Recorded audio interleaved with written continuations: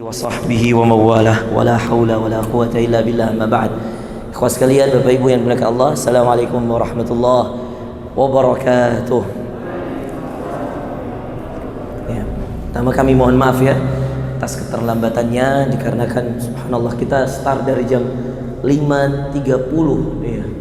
Maghrib kan jam 6.30 ya, 6.22. Subhanallah. Qadarullah. Padahal dari air Tasni, Pak. Kita start dari sekolah tadi. Macet sekali, borong, dan dari waduk juga, subhanallah. Baik, labas. Nanti kita lanjut setelah sholat isya ya. Yang tidak ada hajat boleh ikut, yang mungkin ada kepentingan ya tidak ada masalah. Baik, Bapak Ibu sekalian, hari ini kita bahas tema yang luar biasa, Pak. Agar Allah sang Khalik dan semua makhluknya ridha kepadamu. Ini tujuan utama kehidupan. Surga itu balasan, entah itu firdausnya balasan. Tapi yang paling utama itu bagaimana mendapatkan gelar orang-orang yang diridhai Allah dan orang-orang yang mendapatkan keridhaannya. Makanya ayatnya dalam surah Al-Fajr, ya ayyatuhan nafsul mutmainnah, hai jiwa-jiwa yang tenang. Teman-teman sekalian, kita sudah tidak mungkin mendapatkan gelar alaihi salam. Alaihi salam itu untuk para nabi. Musa alaihi salam, Adam alaihi salam, itu untuk para nabi. Kita sudah tidak mungkin mendapatkan sallallahu alaihi wasallam, itu khusus untuk nabi kita Muhammad sallallahu alaihi wasallam. Yang bisa kita kejar adalah gelar yang kita diberitahukan oleh Allah dalam surah Al-Fajr. Ya ayyatuhan nafsul mutmainnah, hai jiwa-jiwa yang tenang. Ada orang yang nanti di akhirat diundang khusus oleh Allah, diundang khusus masuk ke dalam surganya. Berapapun dosanya, berapa banyak pun kesalahannya di masa lalu, Allah tidak lagi pedulikan. Ketika Allah sudah mengkategorikan mereka orang-orang yang diridhai, radiyatan mardiyah. Ini kalimat kunci kehidupan Bapak Ibu sekalian. Allah ridha dan semua malaikatnya ridha. Allah ridha dan bahkan ikan-ikan di lautan ridha. Inilah kalimat yang paling dahsyat dalam agama kita, yang tidak bisa Anda terjemahkan dalam bahasa Arab, dalam bahasa selain bahasa Arab. Anda tidak bisa terjemahkan ridha itu menerima, tidak bisa, Pak. Ridha tidak hanya sekedar menerima, ridha itu di atasnya menerima. Makanya orang-orang yang pengikut Rasulullah dari golongan sahabat itu dijuluki radhiyallahu anhum. Seperti Abu Bakar As-Siddiq radhiyallahu anhu, Aisyah radhiyallahu anha, kemudian istri pertama Rasulullah SAW Khadijah radhiyallahu anha. Semua sahabat yang dulu mendukung perjuangan Nabi kita sallallahu alaihi wasallam digelari, dijuluki dengan gelar radhiyallahu anhu. Lalu Ustaz, bagaimana jika ada orang beriman, berislam, meninggal? Apakah dia bisa mendapatkan gelar radhiyallahu anhu? Tidak bisa. Radhiyallahu an itu khusus untuk para sahabat Rasulullah, orang-orang yang diridhai Allah. Tapi kita Bapak Ibu sekalian bisa sampai pada derajat diridhai. Ada 4 amalan ya. Satunya saya sebutkan sekarang, 3-nya setelah Isya. Ada 4 amalan yang membuat orang bisa mendapatkan gelar diridhai Allah, sebagaimana para sahabat radhiyallahu anhum. Dan ini ada dalam surah Al-Fajr, bahwa ada orang yang nanti diridhai Allah, mereka ridha sama Allah dan Allah ridha sama mereka. Ya ayyatuhan nafsul mutmainnah. Orang pertama itu adalah orang yang jiwanya tenang. Irji'i ila rabbiki radiyatan mardiyah. Hai orang-orang yang memiliki jiwa tenang. Irji'i, kembalilah kepada Allah. Irji'i, kembalilah, pulanglah. Raja'a yarji'u, pulanglah. Irji'i ila rabbiki radiyatan mardiyah. Radiyah, kamu ridha. Mardiyah, dan Allah ridha. Maka kemudian jiwa-jiwa tenang ini adalah kategori pertama orang yang akan dipanggil oleh Allah untuk masuk pada golongan orang-orang yang diridhai. Mereka akan berkumpul bersama Rasulullah di surga tertinggi. Surga tertinggi, Pak. Orang yang diridhai Allah, radhiyallahu anhum wa radu'an, radiyatan mardiyah. Ini yang kita kejar, Pak. Kalau hanya sekedar mengejar surga, Anda mungkin masuk surga, tapi mohon maaf, bisa jadi Anda dibakar dulu di neraka. Karena semua kita punya dosa, bukan begitu? Rasulullah SAW mengatakan, kullu bani Adam khata' wa khairul khata'ina at-tawwabun. Setiap anak cucu Adam punya kesalahan, dan setiap kesalahan, setiap anak cucu Adam itu punya kesalahan, dan setiap sebaik-baik kesalahan orang yang berbuat salah adalah orang yang bertaubat. Maka tidak ada kan diantara kita yang tidak punya salah, Pak. Maka kalau kita meninggal, semua yang meninggal, kakek kita, nenek kita, misalnya saya sudah meninggal, kakek saya, nenek saya sudah meninggal, dia meninggal dalam keadaan berislam, saya yakin insya Allah dia masuk surga. Sebagaimana hadis Rasulullah, man kana akhiru kalamihi la ilaha illallah dakhalal jannah. Siapa yang akhir kalimat hidupnya, artinya dia ketika dia mati dalam keadaan Islam, dakhalal jannah, dia akan masuk surga. Kita yakin. Tapi apakah masuk surganya tanpa harus dibakar di neraka karena tidak ada dosanya? Nah, ini pertanyaan. Maka orang-orang yang diridhoi Allah, orang-orang yang subhanallah, mereka tidak perlu dibakar di neraka. Yang lalu-lalu Allah lupakan, yang masa-masa lalunya yang kelam Allah biarkan, dan Allah tidak pedulikan lagi. Sebagaimana dalam hadis Rasulullah SAW, wala ubali, kata Allah dalam Al-Quds, hadisul Qudsi, Allah mengatakan, dan saya tidak pedulikan lagi yang lalu-lalu. Ini golongan yang pertama adalah golongan yang nafsul mutmainnah, jiwa yang tenang. Nah, inilah yang menjadi pertanyaan besar kita. Jiwa yang tenang ini didapatkan bagaimana, Ustaz, caranya? Bagaimana menjadi orang yang memiliki jiwa yang tenang? Nah, ini juga rumusnya luar biasa. Kita lanjut habis Isya atau setelah azan bisa lanjut? Habis Isya, berarti setelah azan sholat sunnah. Anda bisa lanjut setelah azan, berarti kita tunggu langsung iqamah. Iya, berarti adzan, kemudian salat, iqamah, salat, kemudian kita lanjut ya. Oke, yang mau dengar tentang radhiyallahu an, golongan orang-orang yang diridhai Allah, yang tidak akan tersentuh api neraka. Golongan yang pertama, nafsul mutmainnah, surah Al-Fajr. Kedua, ketiga, keempat nanti kita jelaskan pada surah-surah yang lain. Ya. Baik, Bapak Ibu sekalian, kita lanjutkan ya. Assalamualaikum warahmatullahi wabarakatuh. Tadi dalam surah Al-Fajr, orang yang bisa mendapatkan derajat diridhai Allah, mereka ridha kepada Allah dan Allah ridha sama mereka. Ini tidak gampang, karena ini adalah derajatnya para sahabat. Maka siapa yang sudah mendapatkan keridhaan Allah, itu dia tidak akan pernah tersentuh api neraka. Orang kalau sudah ridha kepada seseorang, itu melebihi kalau Allah sayang kepada seseorang, Bapak Ibu sekalian. Derajat, perhatikan, derajat kecintaan Allah itu, perhatikan. Satu, memaafkan. Dua, mengampuni. Tiga, menyayangi. Empat, meridhoi.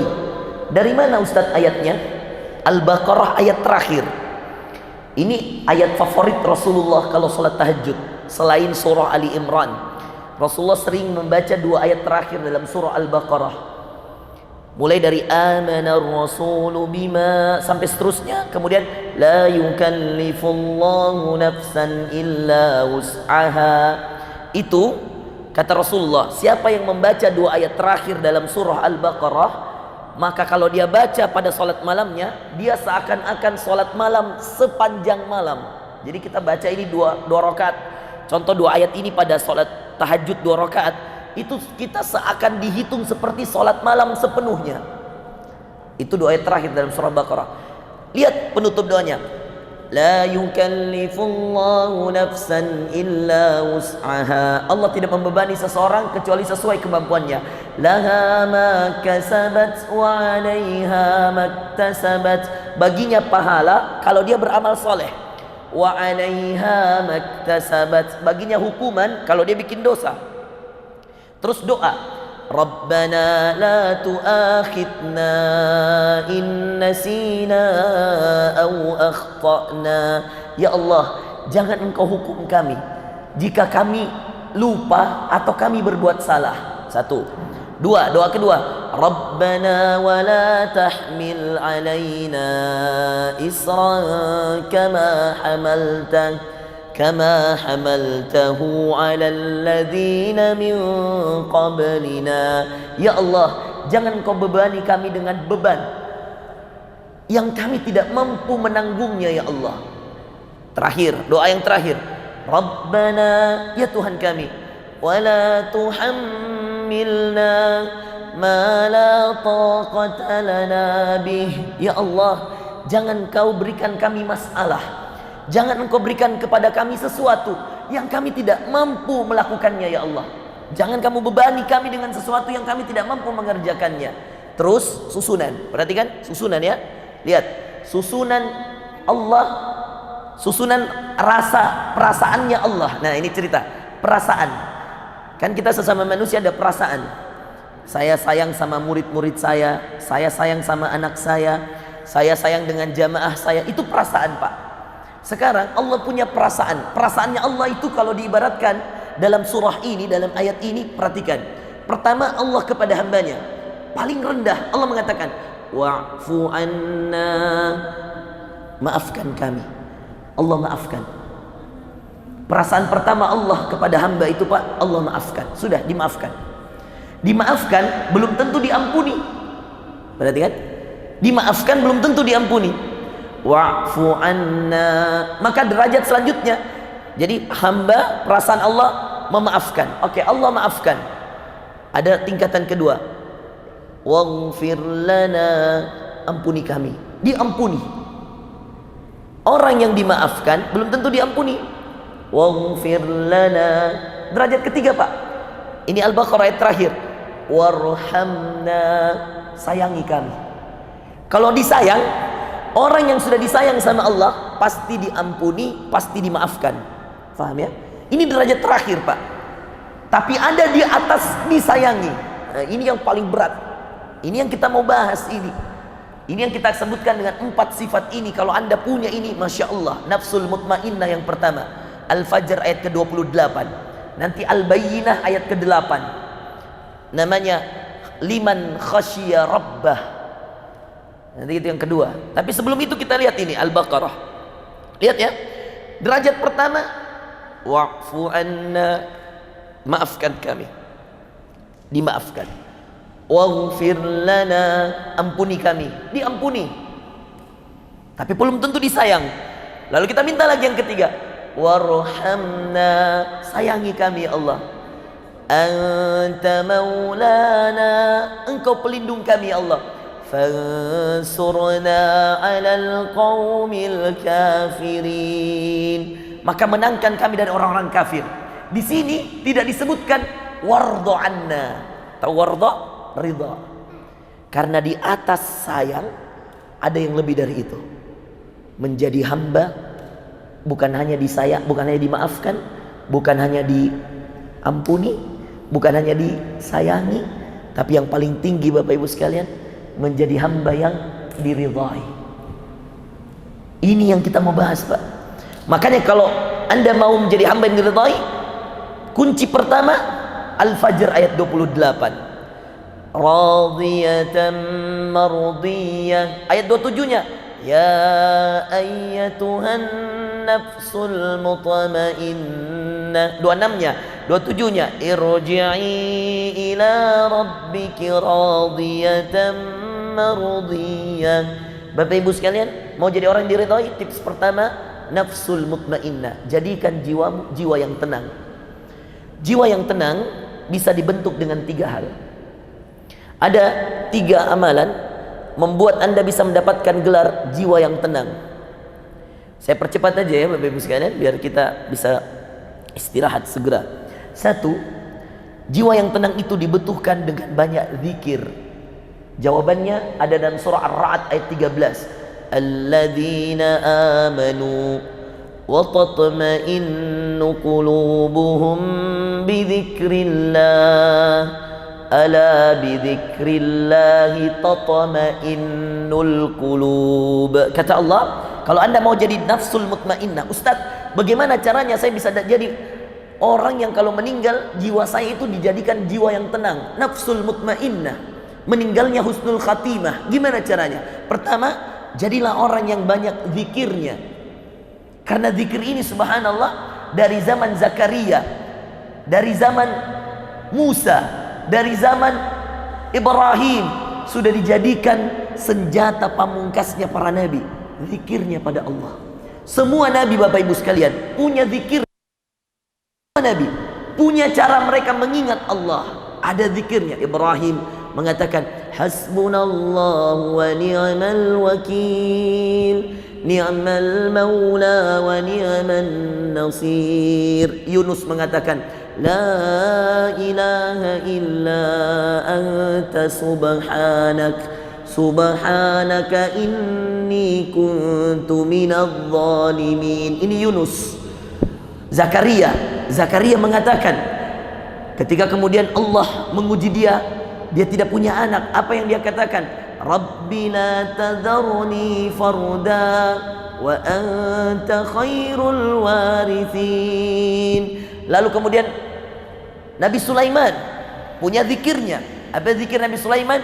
Rabbi auzi'ni an ashkura ni'mataka allati an'amta 'alai wa 'ala walidai wa an a'mala salihan tardah wa adkhilni bi rahmatik fi 'ibadika as-salihin. Adam, zikirnya Nabi Adam, Al-A'raf ayat 23. Kalau Anda buka Quran sebelah kanan paling atas, Rabbana zalamna anfusana wa in lam taghfir lana. Zikirnya Nabi Adam, Rabbana, ya Tuhan kami, zalamna, kami telah menzalimi, anfusana, diri kami, wa in lam taghfir lana, jika engkau tidak ampuni kami, wa tarhamna, jika engkau tidak maafkan kami, lanakunanna minal khasirin, kami akan termasuk hambamu yang rugi. Semua nabi punya zikirnya, karena dengan berzikir hati mereka tenang, Pak. Ibrahim ketika mau dibakar ke api, itu dalam perjalanan, bayangkan Bapak Ibu sekalian, ini sampai ada sunnah membunuh cicak. Cicak itu disunnahkan dibunuh, Pak. Bahkan kalau dalam hadis Muslim, siapa yang bunuh cicak 1 kali pukulan 100 pahalanya, Pak. Ini tidak main-main. Itu sampai Rasulullah mengatakan bahwa cicak itu samahu fuwaisiqan, dinamakan hewan yang fasik. Tahu kenapa? Karena ketika Ibrahim mau dibakar, kata Rasulullah, sebab dia disunnahkan untuk dibunuh, kana yanfukhu ala Ibrahim. Dulu waktu Ibrahim mau dibakar, dia meniup api Ibrahim, sehingga api Ibrahim itu semakin besar. Dan dia mengejek seekor semut yang kemudian ingin memadamkan api Ibrahim, lalu mengangkat batu-batu kecil. Lalu kemudian kata cicak, wahai semut, batu-batu yang kamu angkat tidak bisa memadamkan api Ibrahim. Ngapain kamu bersusah payah? Apa kata semut? Kata semut, wahai cicak, sungguh batu ini mungkin tidak bisa memadamkan api. Tapi tahukah kamu cicak, bahwa sungguh batu-batu ini menjadi bukti saya berpihak kepada Ibrahim. Bapak Ibu sekalian, perjalanan menuju api, Jibril datang. Tahu apa kata Jibril? Ini udah mau dibakar ini, orang sudah kumpul Bapak Ibu sekalian. Ini diabadikan dalam surah, banyak surah dalam Al-Quran, termasuk dalam surah Al-Anbiya. Ini ketika mau dibakar Bapak Ibu sekalian. Apa tahu enggak? Kata Jibril mengatakan, ya Ibrahim, halaka min hajah. Jibril datang ini, Pak. Kata Jibril, ada enggak sesuatu yang kamu ingin minta? Jadi kalau kita yang mau dibakar, Pak, Bapak bakal minta apa, Pak? Kita akan bilang, ya Allah, terbangkan saya dari tempat ini, bawa saya jauh dari tempat ini. Tapi Ibrahim apa, Bapak Ibu sekalian? Ketika Jibril datang, ini Jibril, malaikat terbaiknya Allah, datang pada Ibrahim, mengatakan, kamu punya hajat apa? Hallaka min hajah. Kata Ibrahim, amma minka ya Jibril fala. Dia katakan, adapun darimu wahai Jibril, saya enggak punya permintaan. Kaget Jibril. Lalu kemudian Ibrahim membaca zikirnya, hasbunallah, cukup Allah bagiku wahai Jibril. wa ni'mal wakil. Dialah sebaik-baik tempatku bersandar wahai Jibril. Ni'mal maula, dialah sebaik-baik pelindungku wahai Jibril. Wa ni'man nasir, dialah sebaik-baik penolongku. Betapa malu malaikat Jibril menyaksikan keimanan seorang Ibrahim. Gak butuh bantuan Jibril, padahal yang utus Jibril datang Allah. Allah ingin lihat sejauh mana tauhidnya Ibrahim. Apa yang terjadi pas mau naik ke tempat pembakaran? Apa kata Allah? Ya naru kuni bardan, ya naru kuni bardan wa salaman ala Ibrahim. Anda tahu apa kata Allah? Ya nar, hai api, kuni barda, jadilah dingin. Pak, api itu panas. Kalau api jadi dingin itu bukan api, es namanya. Tapi kalau Allah mau, api itu bisa jadi dingin. Kuni barda, jadilah dingin.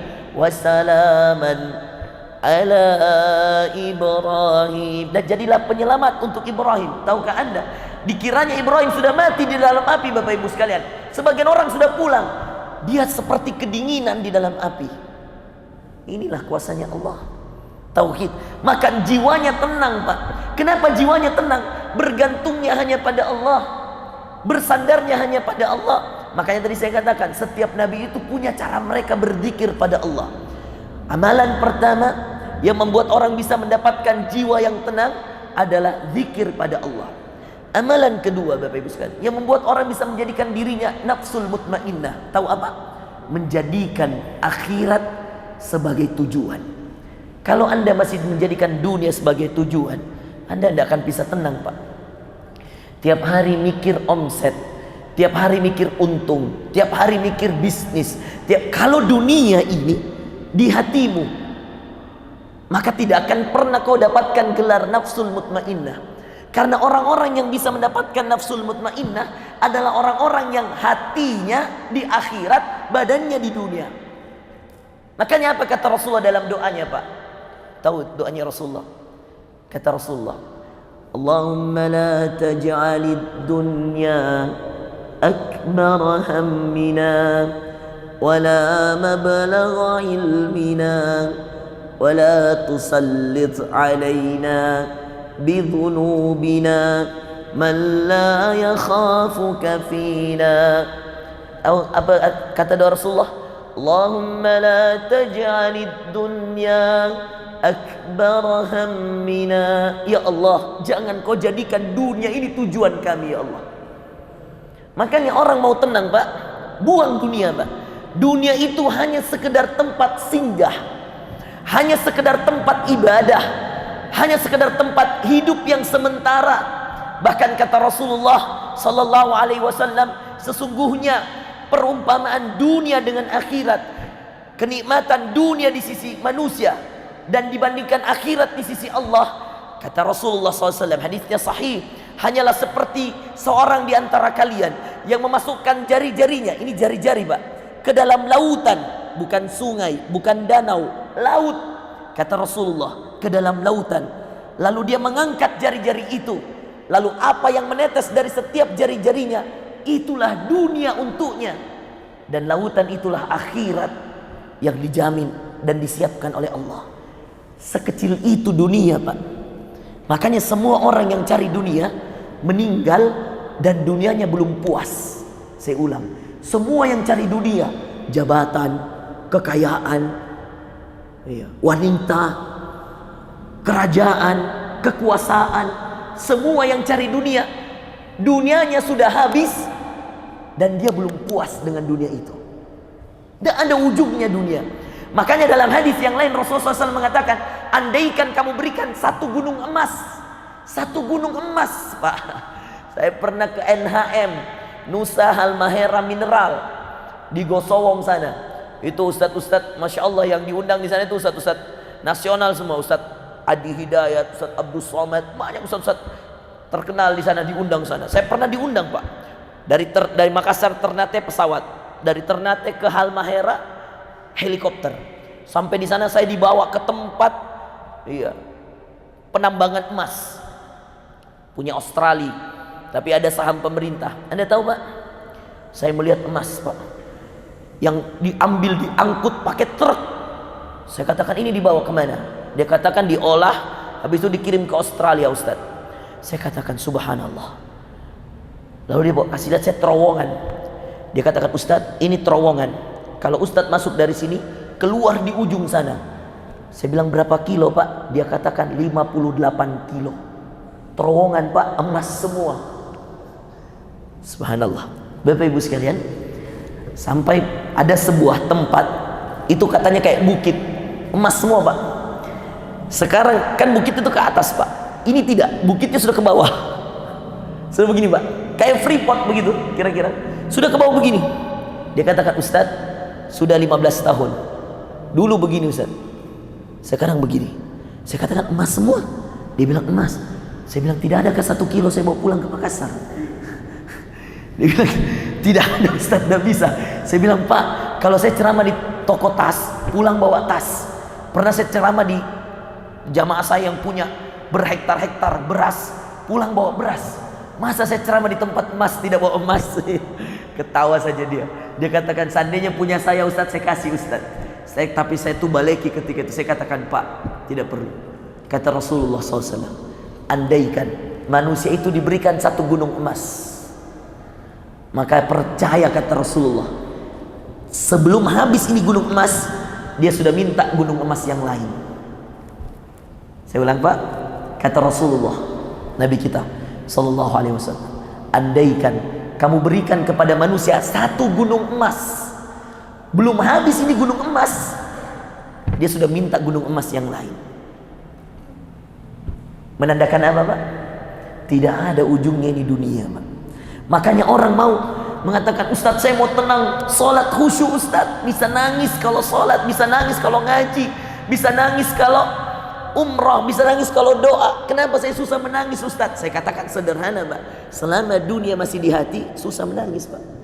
Tapi coba ingat akhirat, besok saya mati, ya Allah banyaknya dosaku, ya Allah apa amalanku, ya Allah. Coba itu yang dipikir kalau doa. Percaya, nangis.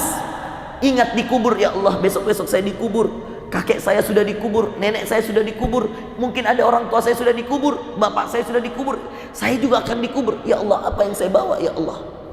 Nangis. Kalau akhirat nangis. Tapi kalau dunia Pak, tidak akan bisa nangis, percaya. Anda mungkin mengatakan, wih, apa itu enaknya nangis kalau ngaji? Wah, beda Pak. Orang-orang itu Pak, diberikan kenikmatan, dia bisa meneteskan air mata seperti Umar bin Khattab itu Pak, kalau di depan orang di siang hari, orang yang sangat tegar, orang yang sangat kuat. Tapi kalau di malam hari Pak, dikatakan bengkak-bengkak matanya, penuh air mata. Karena dia mengingat hadis Rasulullah, ainan la tamassuhuman nar, 2 mata yang tidak akan pernah disentuh pemiliknya, pemilik mata, oleh api neraka. Ainun bakat min khasyatillah, 1 mata yang selalu menangis ketika dia takut sama Allah. 2 mata yang terjaga, begadang untuk menjaga agama Allah, seperti orang yang berjihad Pak. Biasanya orang berjihad di Palestina, di Gaza, itu mereka tidak tidur, bengkak matanya. Nah, mata yang seperti inilah biasanya kalau kurang tidur Pak, merah terus keluar kayak cairan. Cairannya itulah yang akan menjaga dia dari api neraka. Makanya Umar itu orang paling garang, paling kuat, paling tegar di siang hari, paling cengeng kepada Allah di malam hari. Di depan manusia dia tegar, tapi di hadapan Allah dia selalu mengingat dosa-dosanya. Umar bin Khattab radhiyallahu anhu. Amalan yang kedua, menjadikan akhirat tujuan kita. Amalan yang ketiga, kalau mau menjadi orang yang nafsul mutmainnah, jiwa yang tenang, selain tadi yang pertama, berzikir pada Allah, selain yang kedua, banyak menjadikan akhirat, selalu menjadikan akhirat sebagai tujuan, melupakan dunia ini, karena dunia itu tidak mungkin tertukar, rezekinya, jodohnya, semuanya. Kalau sudah rezeki, kalau sudah jodoh, tidak akan mungkin tertukar. Dikejar belum tentu didapat, itulah dunia. Didapat belum tentu puas. itulah dunia. Ya. Dicari bertahun-tahun, dinikmati 2 hari, meninggal, itulah dunia. Dicari bertahun-tahun, yang nikmati anak keturunan, ya, itulah dunia. Nah, itulah kenapa orang-orang dianjurkan untuk menjadikan akhirat tujuan. Amalan yang ketiga, untuk menjadi nafsul mutmainnah, jiwa yang tenang. Sederhana sekali ini amalan. Tahu apa? Banyak mengingat mati. Makanya Rasulullah pernah nasihati sahabatnya.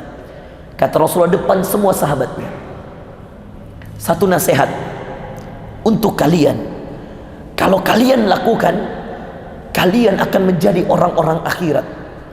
Kalian akan jadi orang-orang pilihan Allah. Apa? Aktsiru min dzikri hadimil ladzat. Banyak-banyaklah kalian mengingat penghancur semua kenikmatan. Tahu apa penghancur semua kenikmatan, Pak? Kematian. Tidak ada lagi nikmatnya anggota tubuh, udara, nikmatnya tidur, nikmatnya makan, nikmatnya bersilaturahim, nikmatnya berkeluarga. Tidak ada lagi. Kapan? Ketika kematian sudah datang. Maka kata Rasulullah, aktsiru min dzikri hadimil ladzat. Banyak-banyaklah mengingat penghancur semua kenikmatan. Apa itu? Kematian. Itu cara menjadi golongan yang pertama, orang yang diridhai Allah, jiwa yang tenang. Ada doanya enggak, Ustaz? Ada. Doanya doa Nabi Ibrahim. Ada yang bawa Quran? Kalau anda buka Al-Quran, mungkin yang punya handphone bisa dibuka, silakan. Ya, doa Nabi Ibrahim ini untuk menjadi orang yang punya jiwa yang tenang. Ini hanya 1 kali dalam Quran, Bapak Ibu sekalian. Ya, ini doanya Nabi Ibrahim supaya dia dihindarkan, ya, dari jiwa-jiwa yang selalu gelisah. Ya, silakan dibuka. Sebentar. Ya. Ayat Asy-Syu'ara ayat 87. Kalian akan lihat ayat 87, 88, 89. Doa Nabi Ibrahim. Apa doanya untuk bisa menjadi jiwa yang tenang? Kata Ibrahim alaihissalam ketika dia berdoa pada Allah, "Wala tukhzini yauma yub'atsun." Ya Allah, jangan kau hinakan aku pada hari kebangkitan. Yauma la yanfa'u malun wala banun. Hari yang tidak bermanfaat harta dan anak keturunan. Ini 87, 88, 89. Illa, kecuali ya Allah, man atallah, yang datang, illa man atallaha biqalbin salim, kecuali yang datang kepadamu dengan hati yang tenang. Makanya kata para ulama, siapa yang sering membaca doa ini, Allah akan jadikan jiwanya tenang. Kenapa? Karena hatinya tenang. Tadi ayatnya Asy-Syu'ara, ya, ayat 87, 88, 89. Silakan dihafalkan nanti ya. Asy-Syu'ara 87, 88, 89. Surah keberapa itu Asy-Syu'ara, Rafa? Asy-Syu'ara 26. Kemudian Asy-Syura, Asy-Syura 42. Iya, bagus. Baik, Asy-Syu'ara itu surah yang ke-26. Asy-Syura, ada surah Asy-Syura itu ke-42. Ya, alhamdulillah. Baik, Bapak Ibu sekalian melakukan Allah, itu golongan pertama, nafsul mutmainnah. Golongan kedua, tadi nafsul mutmainnah itu ada di mana? Al-Fajr ayat ke-28. Golongan kedua sederhana. Dia ada pada surah Al-Bayyinah. Hafal surah Al-Bayyinah? Ayat ke-8, ayat terakhir. Jazaa'uhum 'inda rabbihim jannatu 'adnin tajri min tahtihal anhar khalidina fiha abada radiyallahu anhum wa radu an dzalika liman khasyiya rabbah. Bagus. Tahu ayat terakhir dalam surah Al-Bayyinah. Mau jadi orang yang diridhai Allah, yang tidak mungkin Allah membiarkan kamu karena kamu diridhai lalu kemudian kulitmu disentuh api neraka. Nah ini kalau mau diridhai Allah, jadilah orang dzalika liman khasyiya rabbah. Jadilah orang yang selalu takut kepada Allah. Tadi orang diridhai golongan pertama apa? Nafsul mutmainnah. Al-Fajr ayat 28. Golongan kedua yang mau diridhai Allah, yang semua dosamu bakal dilupakan Allah, semua kesalahanmu dibiarkan, tidak lagi diperdulikan. Sudahlah, itu masa lalumu. Saya sudah ridha sama kamu. Wah, itu kalau Allah sudah bilang saya sudah ridha sama kamu, Masya Allah. Sebagaimana dalam surah Al-Bayyinah, jazaa'uhum 'inda rabbihim jannatu 'adnin tajri min tahtihal anhar. Jazaa'uhum, balasannya orang-orang beriman itu jannah, surga-surga yang mengalir di bawahnya sungai-sungai. Khalidina fiha abada, mereka kekal di dalam surga itu. Oke? Kenapa? Karena Allah sudah ridha sama mereka. Radhiyallahu anhum, Allah sudah ridha sama mereka.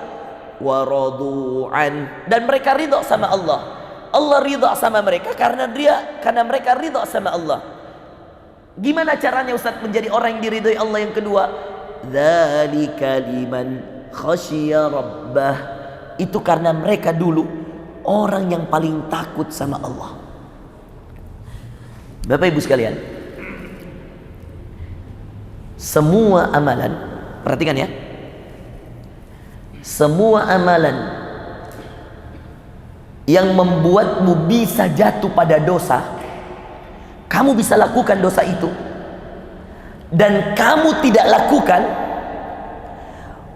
Semua amalan, ya perhatikan, semua perbuatan yang bisa membuatmu melakukan dosa dan kamu tidak lakukan dengan alasan kamu mengatakan dalam hati, tidak mau Kak, saya takut sama Allah, maka itu lebih besar pahalanya dan langsung mendapatkan keridhaan Allah daripada engkau beramal soleh yang kamu mampu melakukannya. Contoh, kamu tahajud biasa, nggak bisa langsung diridhoi Allah Pak. Kalau orang cuman sekali dua kali tahajud, nggak bisa Pak.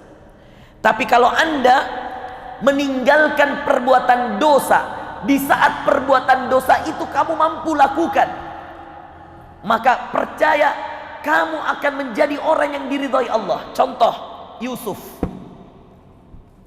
Pak, dia mampu untuk melakukan, mohon maaf, iya, dikatakan dalam Al-Quran, walaqad hammat bihi wa hamma biha. Ini istri raja sudah mau sama Yusuf. Wa hamma biha, Yusuf anak muda, ini istri raja cantik luar biasa. Yusuf juga kata Allah sudah mau sama istri raja, mau, ada dalam hatinya. Tapi apakah dia lakukan perbuatan zina? Apakah dia sentuh wanita itu? Tidak. Laula ar'a burhana rabbi, andaikan dia tidak melihat tanda dari Allah. Sebagian ulama tafsir mengatakan tanda Allah itu tiba-tiba Yusuf melihat bayangan wajah ayahnya, lalu dia lari ke depan pintu, ditarik sama istri raja, maka sobeklah bajunya bagian belakang, menjadi bukti bahwa yang salah bukan Yusuf. Siapa yang mengunci Yusuf di dalam sebuah kamar? Istri raja. Bapak Ibu sekalian, ketika kita mampu menghindarkan diri dari dosa, di saat kita mampu melakukannya, maka di situ ada keridhaan Allah. Ini lebih besar pahalanya dari sekedar beramal soleh, salat sunnah, puasa sunnah, sedekah, zakat, semuanya lewat dengan amalan meninggalkan dosa di saat kamu mampu melakukan. Contoh, kalau ada pejabat, mungkin ada pejabat, tiba-tiba ada kontraktor kasih bilang, ini 2M, 2 miliar buat bapak, ambillah 2M ini Pak, belilah mobil baru, belilah rumah baru. Depan bapak ini ada berkas, kalau bapak tanda tangani selesai Pak, 2 miliar milik bapak. Nggak ada yang lihat, kata kontraktor, nggak ada yang lihat Pak, sudahlah rezekinya bapak, ambil saja ini uang 2 miliar. Ternyata ini izinnya tidak benar, salah izinnya. Kemudian ya karena tergoda ya, buka tinta, ya sudahlah, tidak nak lihat jiki siapa-siapa toh, jangan kasih tahu siapa-siapa nah. Bapak ibu sekalian, anda kira ini sederhana? Kalau anda kemudian mengatakan, Pak ini 2 miliar Pak, tanda tangan lah Pak, tidak ada yang lihat kok. Kalau anda mengatakan, Pak ini 2 miliar, ambil, tidak ada yang lihat, Allah lihat. Maka di situ Pak, bisa jadi ini pahala menolak ini dosa. Ketika anda mampu melakukan, lebih baik daripada solatmu berpuluh-puluh tahun. Karena ini amalan yang seperti ini, amalan yang langsung mendatangkan ridha Allah. Dzalika liman khasyiya rabbah. Tahu apa artinya dzalika liman khasyiya rabbah? Al-Bayyinah ayat terakhir. Tahu apa artinya? Dzalika liman, ridha Allah itu untuk siapa? Khasyiya rabbah, bagi orang yang takut sama Allah. Ketika dia diajak berbuat dosa, dia mengatakan, saya takut sama Allah, saya dilihat Allah. Oh, di situ anda diridhai Allah. Pak Kurni misalnya, tiba-tiba ada orang sogok, Pak Kurni jangan tarik itu mobil, saya kasih mobil satu Pak Kurni, jangan bilang-bilang sama perusahaan tak toh, kan biasa kita disuruh tarik, kan banyak godaan juga Pak Kurni toh. Kalau tidak tergoda ki dahsyat, tapi kalau tergoda ya ini Pak, sedikit orang yang tahu ini ilmunya Bapak Ibu sekalian. Meninggalkan dosa di saat kita mampu berbuat dosa. Anak mahasiswa tuh ada internetnya, bisa dia buka sembarang toh ya. Dalam kamar tidak ada yang lihat ya. Terus ketika anda mau lakukan, ada Allah, tiba-tiba kamu bilang, ah tidak jadi, tidak bisa, nah lihat ke Allah, saya harus jadi orang yang takut sama Allah. Disitulah kamu orang yang diridhai Allah. Hari itu kamu tidak jadi menonton yang diharamkan, besoknya bisa jadi ada temannya bapakmu datang, anaknya baru selesai dari kedokteran, hafizah 30 juz, lalu mengatakan, Pak saya mau kasih nikah anak dengan anak saya, mau apa anda? Kenapa kau belum menikah? Karena kau terlalu menikmati yang haram. Saya selalu nasihat anak muda, kalau kamu mau menikah, pantaskan dirimu di hadapan Allah, bebaskan dirimu dari yang haram, pasti kamu dikasih yang halal. Kenapa kamu belum dikasih yang halal? Karena kamu belum meninggalkan yang haram. Bapak mau terhindar dari riba, jangan lama-lama Pak, tinggalkan riba, maka kamu akan dapat yang halal. Ustadz susah sekali tinggalkan riba, karena hari-hari kita makan haram, maka susah tinggalkan riba. Tapi kapan kita sudah mulai bismillah tinggalkan yang haram, Allah kasih yang halal. Banyak cara Pak, banyak cara untuk hidup tanpa harus mengambil riba. Buktinya Rasulullah banyak teman-temannya, sahabat-sahabatnya yang kaya tanpa harus ambil uang riba. Itulah ayat dzalika liman khasyiya rabbah. Maka keridhaan Allah yang kedua diambil dengan cara apa? Takut kepada Allah. Yang ketiga, sederhana juga ini amalan, tapi luar biasa. Ayatnya dalam surah Al-Isra ayat 23. وَقَضَى رَبُّكَ أَلَّا تَعْبُدُوا إِلَّا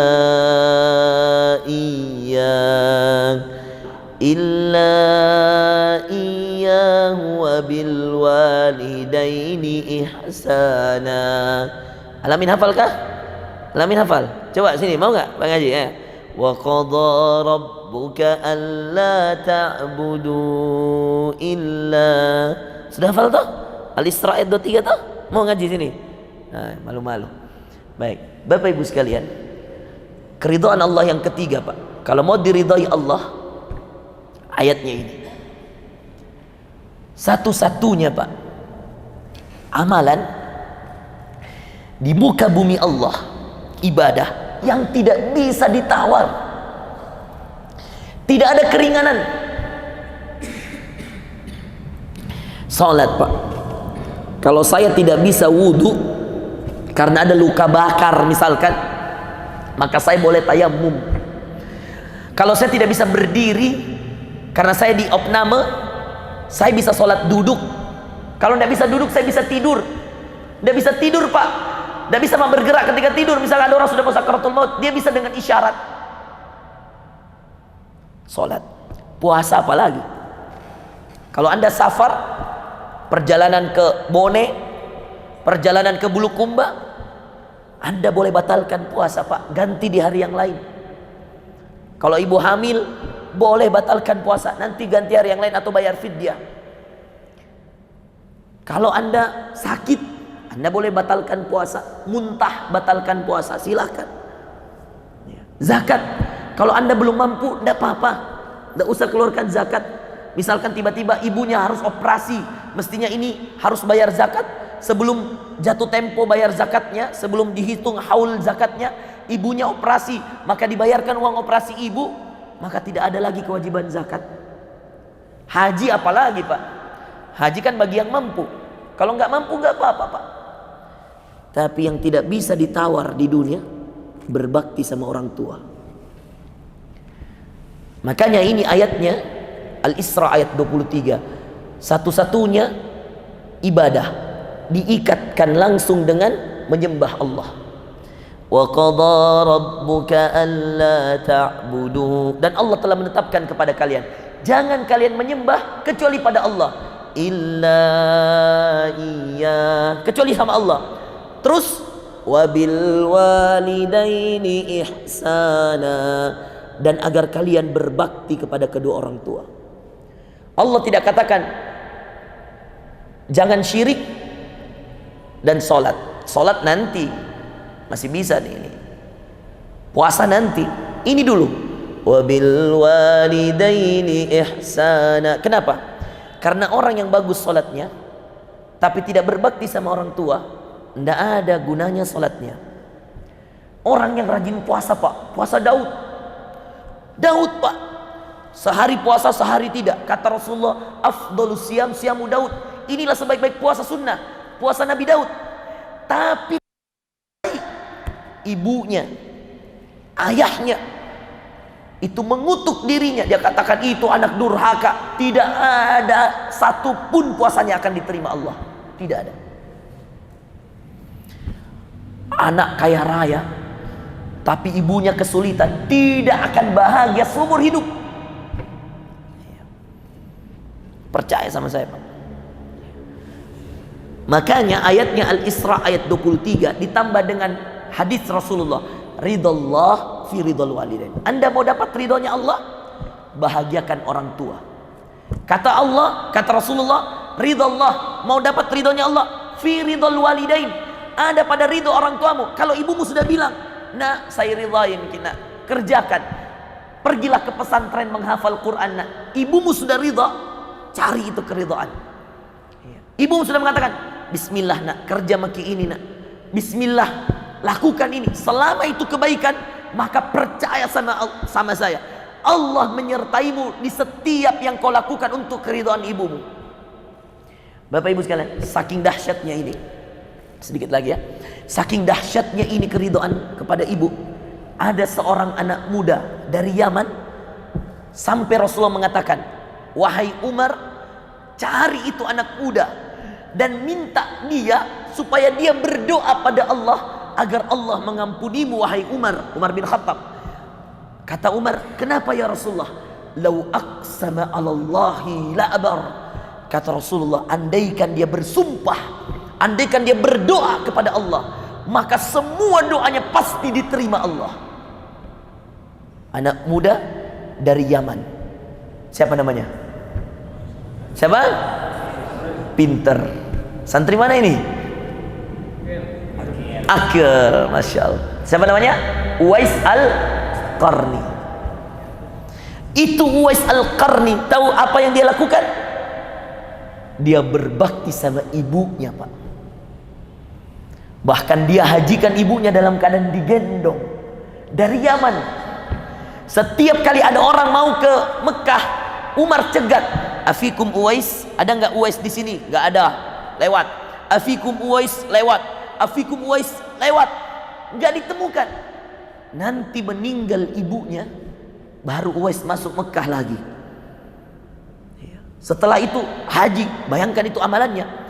Caranya dia latih gendong ibunya Pak, supaya dia tidak kelelahan. Ibarat orang yang suka nge-gym Pak, latihan angkat beban. Tapi dulu kan belum ada alat gym, Tahu bagaimana caranya? Dia angkat kambing. Kalau dulu namanya domba, Pak. Satu domba dulu. Itu dia gendong itu domba. Dari ujung gunung ke atas gunung, dia bawa itu domba. Naik. Setelah itu dia bawa turun lagi itu domba. Besoknya sama. Kalau dia sudah mampu dengan satu domba, dia tambah dua domba. Dua domba, Pak, dia ikat, dia kasih naik di pinggungnya, di pundaknya. Dia naik atas gunung, dia turun lagi. Sudah mampu 2, 3. Sampai dia merasa kalau bawa beban itu kayak tidak bawa apa-apa. Karena dia tahu ibunya berat. Dia angkat 3, turun. Sampai dia sudah merasa sanggup, dia katakan, "Ya wahai ibu, ayo kita berhaji." Berangkatlah berhaji. Digendong. Anak sekarang, Pak, biar mau dorong mamanya, mamanya jalan sendiri mungkin, Mak. Anak sekarang bilang, "Nah, ambil dulu itu minyak." Dia bilang, "Ma, ada di kaki, tak ambil makin sendiri." Coba. Anak sekarang. Astagfirullah, astagfirullah. Ini serius, Pak. Anak sekarang, ibunya cuma bilang, "Nah, ambilkan saya dulu air hangat." Dia bilang, "Mak, dekat sekali gitu dispenser, ambil sendiri makin." Coba. Gimana Anda mau dapat ridhonya Allah? Ini Uwais Al-Qarni. Makanya ketika dia masuk haji, meninggal mamanya, ini Uwais kayak orang biasa, Pak, tidak tahu apa-apa. Satu Yaman sampai bicarai dia. Dia katakan, "Hei Uwais, kau dicari-cari khalifah Amirul Mukminin Umar Ibn Al-Khattab, apa salahmu?" Uwais bilang, "Saya tidak pernah buat salah." Datang lagi orang lain, "Uwais, waktu kami berhaji, kamu dicari khalifah, kenapa?" Dia katakan, "Saya juga tidak tahu." Subhanallah. Sampai akhirnya Uwais berhaji sendiri. Lalu ditanya, "Afikum Uwais?" "Ana Uwais." Dia katakan, "Saya Uwais ya Amirul Mukminin." "Kemarilah wahai Uwais." Diajaklah ngobrol oleh Umar. Kata Uwais, "Ya Amirul Mukminin, ada apa dengan saya? Wahai pemimpin orang-orang beriman, ada apa dengan saya sehingga engkau mencari-cari saya?" Kata Umar bin Khattab, "Ya Uwais, angkatlah tanganmu, mintalah doa kepada Allah agar Allah mengampuni dosa-dosaku." Kata Uwais, "Apa tidak terbalik wahai Amirul Mukminin? Engkaulah khalifah, engkaulah Amirul Mukminin. Kenapa saya yang berdoa? Mestinya kamu yang doakan saya."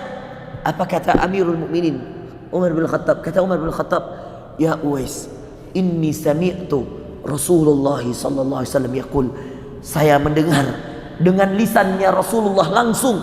Rasul mengatakan, di Yaman ada seorang anak muda yang kalau dia berminta kepada Allah apapun, Allah pasti terima. Kalau dia bersumpah atas nama Allah, Allah langsung ijabah semua sumpahnya. Dan kalau Allah melihat dia menginginkan sesuatu, Allah langsung berikan kepadanya. Uwais, apa amalanmu? Lalu Uwais mengatakan, "Ya Amirul Mukminin, saya punya seorang ibu yang sudah tua, sulit berjalan. Ibu saya sudah sangat sepuh, maka tidaklah kemudian saya berkhidmat kecuali saya menyayanginya, menjaganya untuk mendapatkan keridhaan Allah darinya. Maka mungkin lewat perantara itulah Allah ridha kepada saya." Maka berdoalah Uwais agar Umar diampuni semua dosa-dosanya. Dan dijawablah oleh Allah semua dosa-dosa Umar di zaman jahiliyah. Ketika dia belum masuk Islam, dia ingin membunuh Rasulullah, dia ingin memerangi Islam, dia mengejek Rasulullah, mengejek Islam, itu sudah diampuni oleh Allah. Gara-gara seorang anak muda, Pak, namanya Uwais Al-Qarni. Makanya kalau mau dapat ridhanya Allah, ya, berbaktilah pada orang tua. Dan sebaik-baik diantara mereka, ibumu, ibumu, ibumu, bapakmu. Ibu itu 3 kali, Pak. Yang terakhir, yang pertama tadi apa? Nafsul mutmainnah. Yang kedua, dzalika liman khasyya rabbah. Yang ketiga, wa qadha rabbuka alla ta'budu illa iyyah wa bil walidaini ihsana. Dan kepada kedua orang tua berbuat baiklah. Amalan yang terakhir yang membuat Allah ridha kepada kita, yang membuat Allah sayang pada kita, Bapak Ibu sekalian, ketika kita selalu mendahulukan kepentingan umat Islam, kepentingan orang beriman dibandingkan kepentingan pribadi kita. yang selalu kita perjuangkan agama Allah, yang selalu kita bela agama Allah, yang selalu kita sedekahkan agama Allah, yang kita sayangi anak yatim yang tidak lagi memiliki orang tua, yang kita cintai orang-orang miskin, yang tadi dalam Al-Quran juga dijelaskan, ya, kalla bal la tukrimunal yatim, sungguh kalian tidak lagi memuliakan anak yatim, wala tahadduna ala ta'amil miskin, kalian tidak lagi memberikan makan orang miskin, wa ta'kuluna at-turasa aklan lamma, karena kalian hanya mencari warisan, dan dari warisan itu kalian bertengkar, wa tuhibbunal mala hubban jamma, dan kalian begitu mencintai harta melebihi cinta kalian kepada segala sesuatu. Ya, inilah surah Al-Fajr tadi dijelaskan bahwa orang-orang itu susah memberi untuk orang lain. Bahkan dalam Al-Quran dikatakan lan tanalul birra hatta tunfiqu mimma tuhibbun, kamu tidak akan mendapatkan kebaikan sampai kamu menginfakkan apa yang kamu cintai. Inilah beratnya, ya, makanya ayatnya ada pada surah Muhammad ayat 7. Ya ayyuhalladzina amanu, hai orang yang beriman, kalau mau dapat keridhaan Allah, pikirkan hamba Allah, urus anak yatim, urus penghafal Quran, orang-orang yang sudah pensiun, yang sudah tidak bekerja Pak, atau mungkin yang lagi bekerja sambil berjalan dunia Pak, coba pikirkan kalau besok Bapak mati, ada nggak penghafal Quran yang doakan, ada nggak anak yatim yang doakan? Itu perlu dipikir Pak, karena mereka inilah umat. Ini yang kata Allah, ya ayyuhalladzina amanu, surah Muhammad ayat 7. Surah Muhammad ayat 7, ayat yang terakhir. Hai orang yang beriman, in tansurullah, kalau kamu menolong Allah. Bagaimana cara kita menolong Allah Pak? Tolong hamba Allah. 1. 2, tolong agama Allah. Agama Allah ditolong Pak, ya. Bangun masjid, ada pembangunan, ikut menolong agama Allah, ya. Menolong hamba Allah, ada anak yatim penghafal Quran, ada orang-orang miskin, bikin program Jumat berbagi berkah mungkin, atau berbuka puasa Senin Kamis di pesantren mana, kita yang tanggung 10 dos, 100 dos, itu menolong Allah, karena Allah tidak butuh ditolong Pak. Tapi ayatnya mengatakan, hai orang yang beriman, kalau kamu menolong Allah, bagaimana cara menolong Allah? 2, menolong hambanya, menolong agamanya. Maka jawaban Allah, in tansurullah, kalau kamu menolong Allah, yansurkum, pasti Allah menolongmu, wa yuthabbit aqdamakum, dan pasti Allah mengokohkan keimananmu. Makanya ketika iman sudah kokoh, Allah ridha sama kita. Hari-hari kita kasihani anak miskin Pak, kita sholat belum tentu diterima, tapi kita kan bisa bersaksi di hadapan Allah, ya Allah mungkin kamu menolak sholatku ya Allah, mungkin ada sholatku yang tidak khusyuk ya Allah, tapi ya Allah bukankah rumah anak yatim itu yang dipakai mereka ya Allah, sholat, mengaji, tidur adalah rumah pemberianku ya Allah. Nah disitulah kemudian kita bisa mengandalkan amalannya anak-anak yatim yang soleh-soleh menghafal Quran, kita yang dapat pahalanya. Masya Allah. Itulah 4 keridhaan yang membuat kita bisa diridhai oleh Allah. Jadilah nafsul mutmainnah, jiwa yang tenang. Jadilah dzalika liman khasyiya rabbah, ya. Tadi nafsul mutmainnah Al-Fajr, dzalika liman khasyiya rabbah Al-Bayyinah ayat ke-8. Jadilah orang yang diridhai Allah karena kita ridha sama orang tua kita, berbakti sama orang tua kita. Yang ketiga, jadilah orang yang diridhai Allah karena engkau mengurus hamba Allah, engkau mengurus agama Allah. Mudah-mudahan bermanfaat. Kalau Anda sudah lakukan ini 4 Pak, percaya, subhanallah, Anda mendapat posisi tertinggi di sisi Allah. Bukan hanya sekedar dimaafkan, wa'fu anna, bukan sekedar diampuni, waghfir lana, bukan sekedar disayangi, warhamna, bukan. Lebih tinggi, wardo anna, lebih tinggi dari sekedar disayangi, diridhoi. Orang sudah diridhoi Allah, itu sepertilah Rasulullah sayangnya pada Abu Bakar seperti Allah sayangnya pada Rasulullah karena Allah sudah ridha kepada nabinya, maka seperti itu Allah akan ridha kepada kita kalau kita mengamalkan 4 ini, Pak. Ini ilmu yang mahal, Pak. Iya. Biasa kita pelajari di S2 ini, Pak. Iya, kita bagi-bagi di sini. Mudah-mudahan bapak-bapak yang tadi bersabar menunggu, iya, Masya Allah, bisa bawa pulang 4 ilmu ini dan Anda amalkan. Dan semua yang saya sampaikan, Pak, tidak ada dari otak saya, Pak. Semua Quran hadis, Quran hadis. Tidak ada yang saya bawa dari diri saya, Pak. Saya cuma menyampaikan ayat Qurannya. Ayatnya ada dalam surah Muhammad ayat 7. Silakan dicek. Ayatnya ada dalam surah Al-Isra 23. Hadisnya ada dalam hadis Bukhari. Hadisnya ada dalam hadis Muslim. Wallahu fi auni al-abdi ma kana al-abdu fi auni akhi. Allah akan menolong hambanya selama hambanya menolong saudaranya. Hadisnya ada di Bukhari, hadisnya ada di Muslim. Anda bisa cek semua. Ayatnya ada dalam surah Al-Bayyinah ayat 8. Dzalika liman khasyya rabbah. Keridhaan itu karena mereka takut sama Allah. Ayatnya dalam surah Al-Fajr ayat 28. Radiyatan mardiyah. Ya ayyatuhan nafsul mutmainnah irji'i ila rabbiki radiyatan mardiyah. Mudah-mudahan tidak ada halangan, insyaallah Jumat depan ya Pak Kurni, Jumat depan insyaallah kita lanjutkan kajian kita di sini, Mbak. Ya. Luangkanlah sekali seminggu, Pak, minimal sekali sepekan saja. Kalau Anda warga Baruga, tidak malu kini, Pak, sama anak-anak muda yang jauh datang ini, Kodok. Ya. Ada yang dari Goa, dari Maros. Ya. Kita dari mana? Samata. Oh, dekat, Ji. Samata dekat, Ji. Ada yang dari Maros? Ada dari Maros? Dari mana, Nak? Maros di mana? Hah?